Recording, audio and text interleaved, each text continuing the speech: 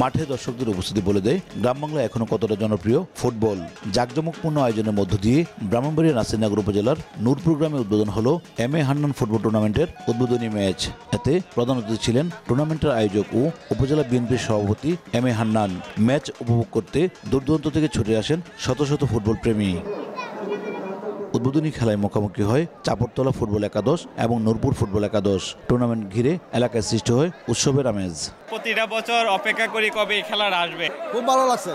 প্রত্যেক সময় যাতে এই খেলা দিতে পারে তারা কমিটিরা তারা দিনাদিন ভবিষ্যৎ যাতে উজ্জ্বল হয়ে ওঠে আর আমরা খেলা দেখতে পারি সামনের দিকে। এইরকম যদি প্রত্যেকটা মাঠে টুর্নামেন্ট আয়োজন হয় তাহলে যুব সমাজ আসলে ফুটবলে আসক্ত হবে এবং বিভিন্ন কাজ থেকে খারাপ কাজ থেকে বিরত থাকবে। পল্লী এলাকায় যে ফুটবলের জোয়ার উঠেছে, আমরা মনে করি এই পল্লী এলাকা থেকে আস্তে আস্তে সব প্লেয়ার ভালো খেলে একদিন বাংলাদেশ জাতীয় দলের নেতৃত্ব দিবে। প্রধান অতিথি জানান, মোবাইল ও মাদকের আসক্তি থেকে যুব সমাজকে দূরে রাখার জন্য এই প্রয়াস।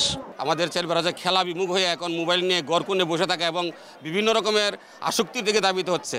আমরা আশা করি এ থেকে তারা এ থেকে মুক্তি পাবে এবং খেলাধুলা করে তারা শারীরিক সক্ষমতা বৃদ্ধি সহ বিভিন্ন রকম সামাজিক কাজে অংশগ্রহণ করবে।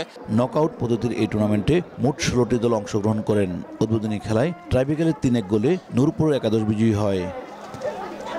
গ্রামগঞ্জে ফুটবল যেন এখনও জনপ্রিয় খেলা, আজকে হাজারো দর্শকের উপস্থিতি এমনটাই প্রমাণ করে। স্থানীয় দর্শকরা জানিয়েছে ফুটবলকে মাঠে টিকিয়ে রাখার জন্য সরকারি বেসরকারি পৃষ্ঠপোষকতা প্রয়োজন, এমনটি মনে করছেন তারা।